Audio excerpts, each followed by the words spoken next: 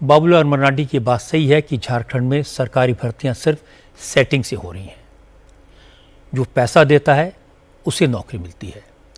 अब स्टूडेंट इसके सबूत लेकर घूम रहे हैं, इसलिए सारे एग्जाम कैंसिल करके पूरे मामले की जांच सीबीआई को सौंपने की मांग हो रही है।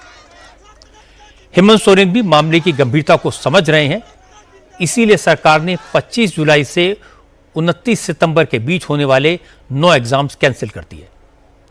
लेकिन जेपीएससी के एग्जाम को लेकर जो सीआईडी जांच हो रही है उसमें रोज नए नए खुलासे होते हैं और जैसे जैसे बातें सामने आती हैं स्टूडेंट का गुस्सा और बढ़ जाता है। सबसे ज्यादा नाराजगी टीडीपीएल को लेकर है, क्योंकि झारखंड सरकार ने इस कंपनी को ही सरकारी भर्तियों के एग्जाम का ठेका दिया था। आज टीडीपीएल के बारे में कुछ और नई बातें पता चली। यह कंपनी अगस्त 2010 में कानपुर में रजिस्टर्ड करवाई गई थी। लखनऊ में इसका हेड ऑफिस है। इस कंपनी में 2 डायरेक्टर हैं, रामबीर सिंह और सत्यपाल सिंह। इस कंपनी ने 2018 में यूपी के ब्लॉक डेवलपमेंट ऑफिसर एग्जाम कराया था। उस एग्जाम में धांधली के आरोप लगे। इसके बाद टीडीपीएल ने विधानसभा स्टाफ की नियुक्ति का एग्जाम करवाया, उसमें भी गड़बड़ी हुई। इसके बाद योगी आदित्यनाथ की सरकार ने इस कंपनी को बैन कर दिया। झारखंड में जेपीएससी के एग्जाम में गड़बड़ी की जांच करने वाली एसआईटी ने जिन 14 लोगों को गिरफ्तार किया है उसमें रामबीर सिंह भी शामिल है। इसी कंपनी का मार्केटिंग मैनेजर अभय तिवारी भी अब पुलिस की गिरफ्त में है। अब तक जो सबूत मिले हैं उससे साफ लग रहा है कि अभय तिवारी के जरिए ही गड़बड़ी का सारा खेल हुआ। सीआईडी ने इस रैकेट से जुड़े लोगों के ठिकानों पर रेड की तो 6 करोड़ रुपए से ज्यादा के चेक मिले, जमीनों के कागजात मिले। सीआईडी को शक है जिन लोगों के पास पैसा नहीं होता था उन लोगों से नौकरी का एग्जाम पास कराने के बदले उनकी जमीन लिखवा ली जाती थी। कुछ लोगों से पोस्ट डेटेड चेक लिए जाते थे।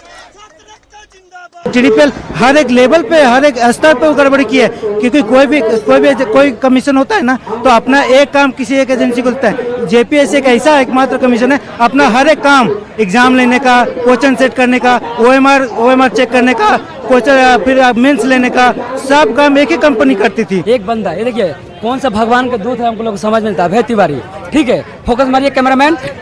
ये व्यक्ति 1 नहीं 2 नहीं 5 नहीं माने कि 6-7 एग्जाम कंडक्ट करता है। सिर्फ यही नहीं, इनके खानदान में जितने लोग हैं ना, भैया भाभी चाचा मौसा मौसी दादा दादी, सब लोग पास कर जाते हैं। ठीक है, हमारा जो कैंडिडेट है 299 नंबर ला रहा है वो बेटा फेल।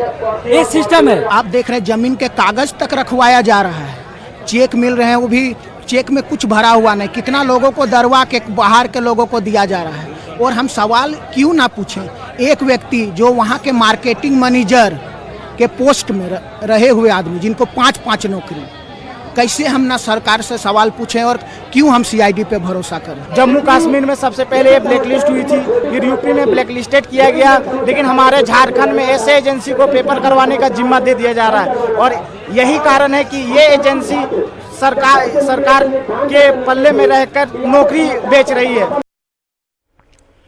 छात्रों की नाराजगी जायज है। टीडीपीएल के मार्केटिंग मैनेजर अभय तिवारी के कारनामों के बारे में मैंने आपको कल काफी डिटेल में बताया था। आज मैं आपको टीडीपीएल के डायरेक्टर रामबीर के बारे में बताता हूं। पता लगा कि रामबीर सिंह के जेपीएससी में कई बड़े अफसरों से डायरेक्ट रिलेशन थे, ऊपर से लेकर नीचे तक सेटिंग थी। झारखंड से पहले यूपी पुलिस ने रामबीर को अरेस्ट किया था, कुछ दिन बाद वो बेल पर छूट गया। मई 2025 में झारखंड में भी रामबीर की कंपनी टीडीपीएल को बैन कर दिया गया था, लेकिन सरकार ने अपनी पहुंच का फायदा उठाकर 1 महीने में रामबीर ने टिल्लिए पर लगी पाबंदी हटवा दी। और रामबीर की सेटिंग इतनी जबरदस्त थी कि उसने जेपीएससी एग्जाम का टेंडर भी हासिल कर लिया। सीआईडी ने जेपीएससी के 3 अफसरों को अरेस्ट किया है। इन लोगों पर भी टीडीपीएल के साथ मिलकर भर्ती की परीक्षाओं में गड़बड़ी करने का आरोप है। टीडीपीएल ने जेपीएससी के कुछ अफसरों के साथ मिलकर एग्जाम में धांधली का एक बड़ा नेटवर्क बना लिया था। 3 अलग अलग लेवल पर जिम्मेदारी बांटी हुई थी। पहला लेवल जेपीएससी के अंदर था, इसमें सीनियर अफसर और स्टाफ शामिल थे। दूसरा लेवल रामबीर सिंह और अभय तिवारी का था। वो खुद जेपीएससी के अफसरों से कोऑर्डिनेशन करते थे। नेटवर्क के तीसरे लेवल में बिचौलिए और दलाल शामिल थे जो फील्ड में काम करते थे। कोचिंग सेंटर्स के मालिकों से, टीचर्स से और एग्जाम में शामिल होने वाले कैंडिडेट से सीधा कांटेक्ट करके कस्टमर खोजते थे।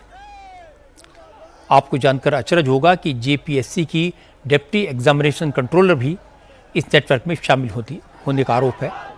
जेपीएससी की deputy examination controller Shweta Gupta को सीआईडी ने अरेस्ट किया है। पता लगा कि श्वेता ने ही टीडीपीएल और जेपीएससी को एग्जाम का टेंडर दिलवाया था। श्वेता गुप्ता के पास क्वेश्चन पेपर और ओएमआर शीट की निगरानी का जिम्मा था। रेड के दौरान पुलिस को आरोपियों के ठिकानों से क्वेश्चन पेपर, ओएमआर शीट की कॉपी और छात्रों के एडमिट कार्ड मिले हैं।